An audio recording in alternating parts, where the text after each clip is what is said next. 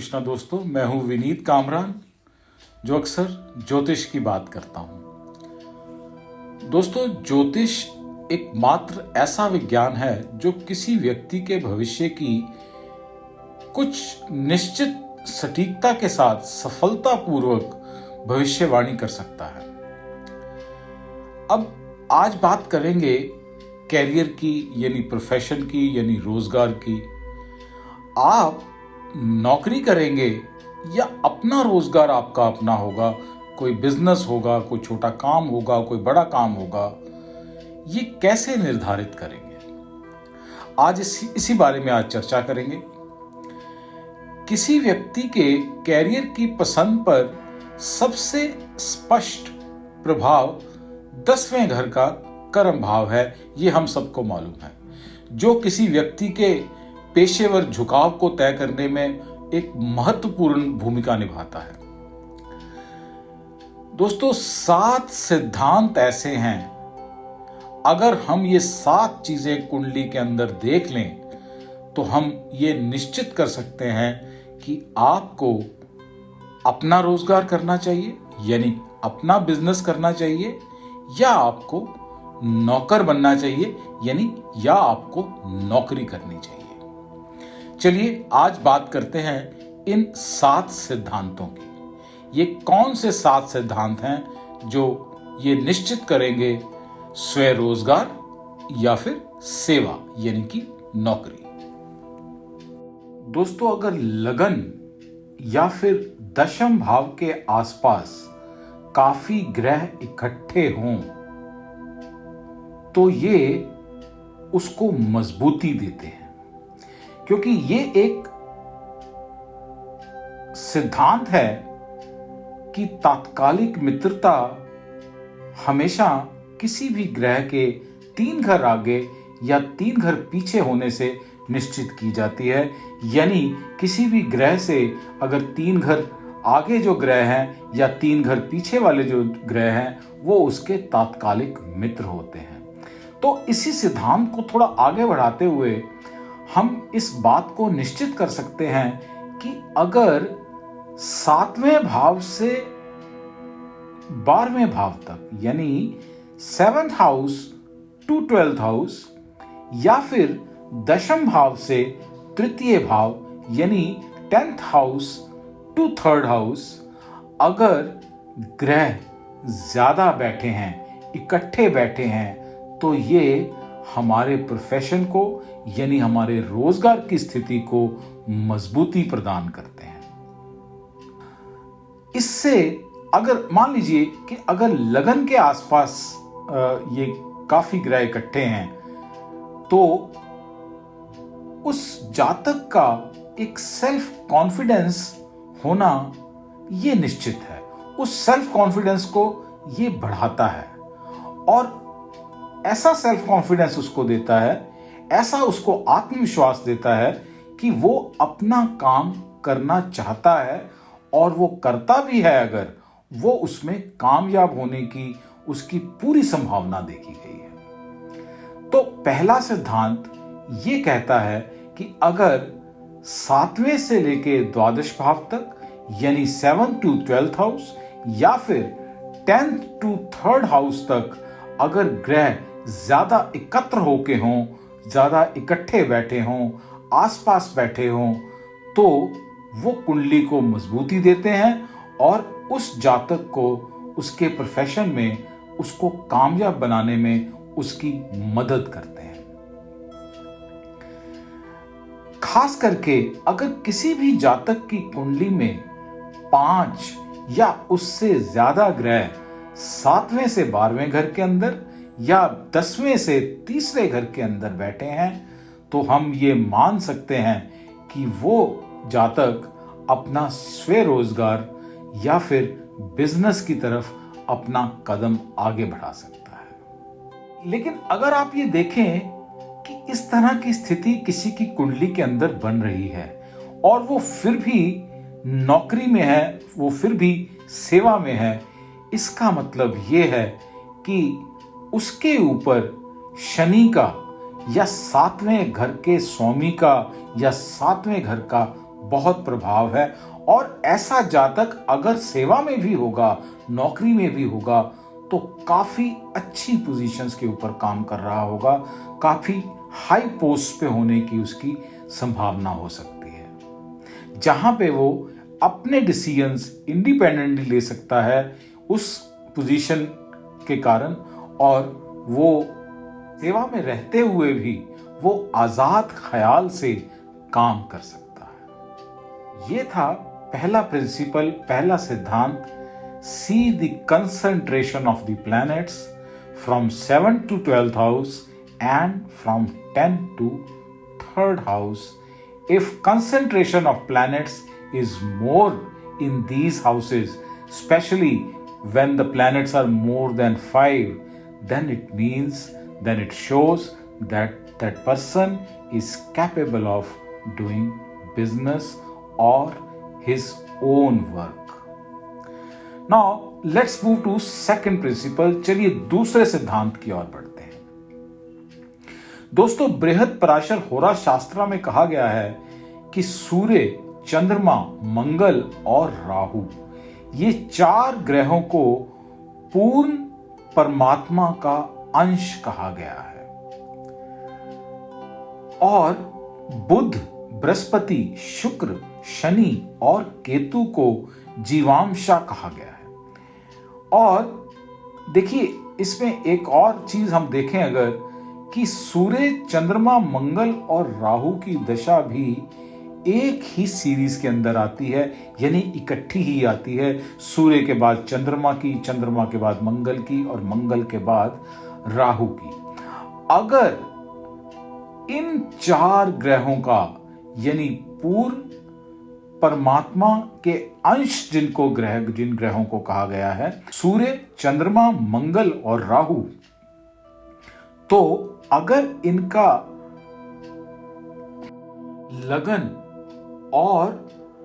लगन पर इन 4 ग्रहों का पीएसी प्रभाव हो, यानी किसी तरीके से भी बाय पोजीशन, एस्पेक्ट या कंजंक्शन, यानी इनकी स्थिति से, इनके दृष्टि से, या फिर किसी तरह कोई युति संबंध हो, तो ये व्यक्ति में स्वतंत्रता को बढ़ाता है। इसी तरह 10वें घर या 10वें के स्वामी पर ग्रहों के इन दिव्य समूह का अगर पीएसी प्रभाव हो, तो पेशे के व्यवसाय को स्वतंत्रता देगा और ये व्यक्ति स्वनियोजित होने की अधिक संभावना है, यानी अपना रोजगार का काम करना या अपना बिजनेस करने की ज्यादा संभावना है। यदि 2 या 2 से अधिक पूर्ण परमात्मा अंश वाले ग्रह कुंडली के 7वें से 12वें घर में या लगन के आसपास, यानी 10वें से 3रे घर के अंदर हो, तो ये व्यक्ति स्वनियोजित होने की, यानी अपना बिजनेस या अपना रोजगार करने की संभावना अधिक होती है। चलिए बात करते हैं तीसरे सिद्धांत की, प्रिंसिपल नंबर 3 की। दोस्तों, सबसे जरूरी ग्रह या सबको डराने वाला ग्रह या कर्मों के फल देने वाला ग्रह, जिसको हम शनि कहते हैं, इसका क्या प्रभाव है 10वें भाव के ऊपर या 10वें के स्वामी के ऊपर। लेकिन इस चर्चा को आगे बढ़ाने से पहले हमको 2 चीजों को मालूम होना हमारे लिए अति आवश्यक है। वो है कि गोचरस्थ शनि क्या होता है और अगोचरस्थ शनि क्या होता है। देखिए, शनि अगर उच्च का हो, अपने घर के अंदर हो, या फिर 6, 8, 12 के साथ इसका कोई संबंध नहीं हो, तो ये अच्छे प्रभाव उस जातक की कुंडली को निश्चित ही देता है। लेकिन अगर शनि नीच का हो या उस पे ग्रहण लगा हो, या फिर शनि ग्रह युद्ध में हारा हुआ हो, यानी it may be lost in the planetary war that is with in the 1 degree of the other planet,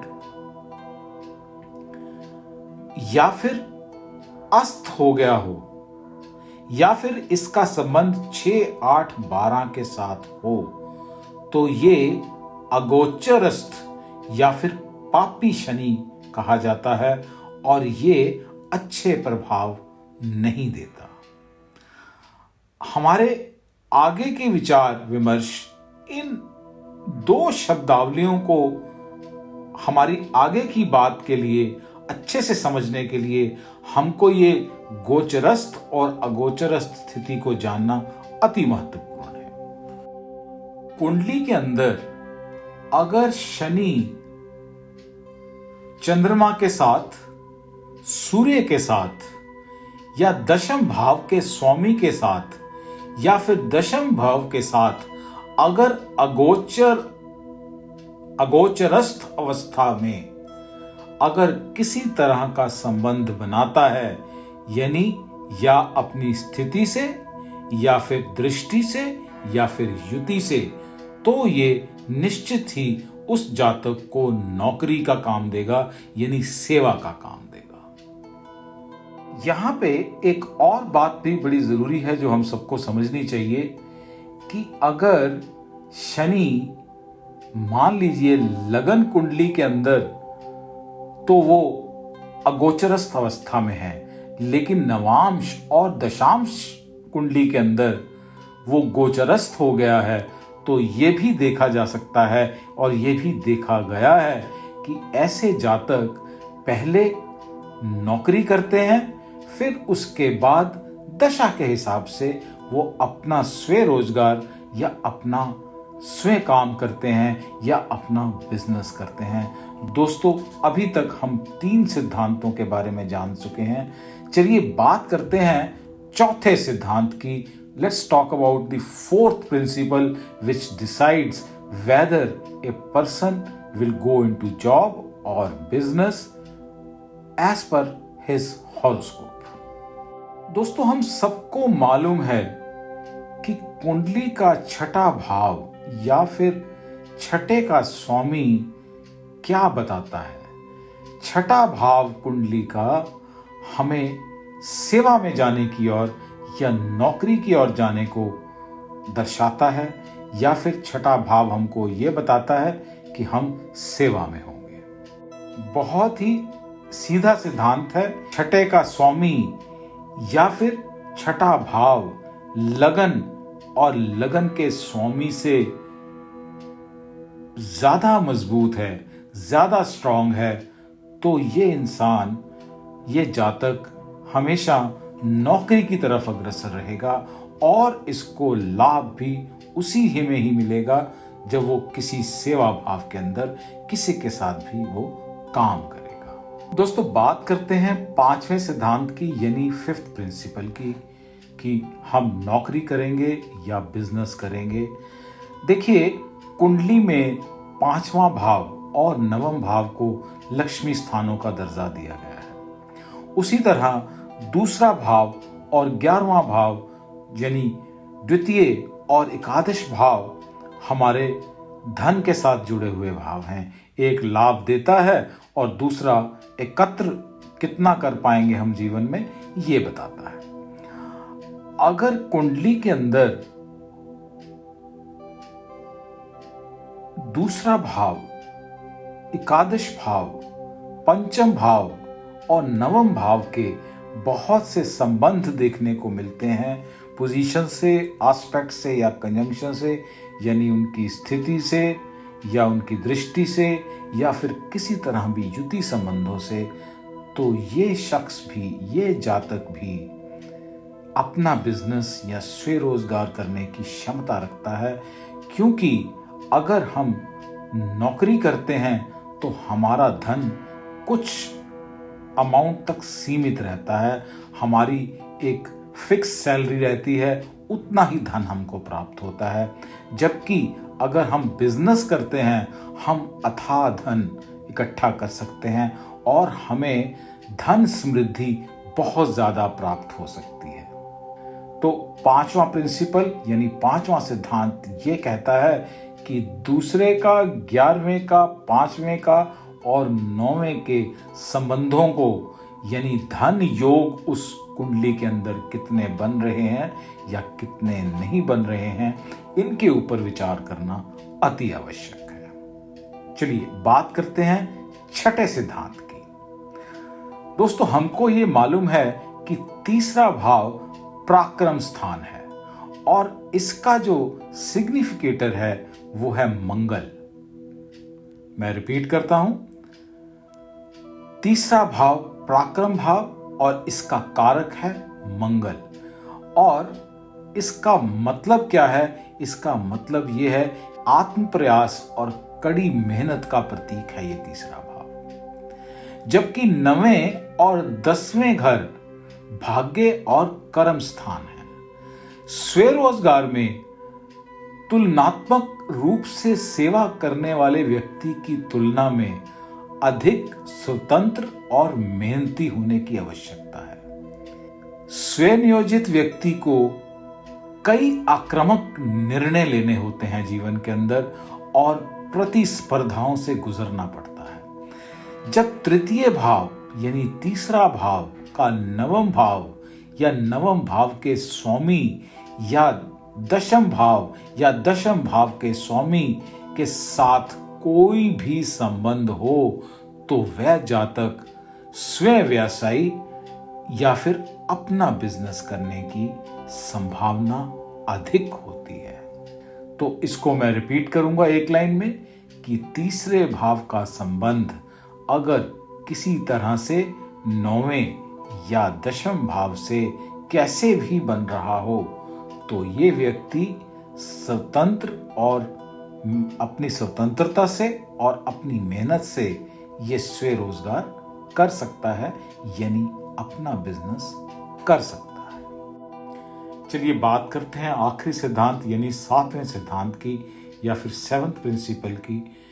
किसी व्यक्ति की वित्तीय समृद्धि की सीमा को निर्धारित करना यानी उसकी फाइनेंशियल प्रॉस्पेरिटी कितनी होगी, इस बात को डिसाइड करना, इसको निर्धारित करने का एक आखिरी तरीका ये भी है कि उस जन्म कुंडली में इंदु लग्न और इंदु लग्नेश को देखा जाए। अगर इंदु लग्न और इंदु लग्नेश की स्थिति भी मजबूत है उस कुंडली के अंदर, उनके ऊपर किसी बहुत शुभ ग्रह का प्रभाव है या फिर किसी उच्च के पापी ग्रह का भी प्रभाव है, तो ये जातक अपनी वित्तीय समृद्धि में बहुत ऊंचा होता हुआ देखा जाएगा। इसकी फाइनेंशियल प्रॉस्पेरिटी हमेशा बढ़ती हुई देखी जाएगी। इसे किसी प्रकार से धन की जीवन में कमी होने की आशंका नहीं होगी।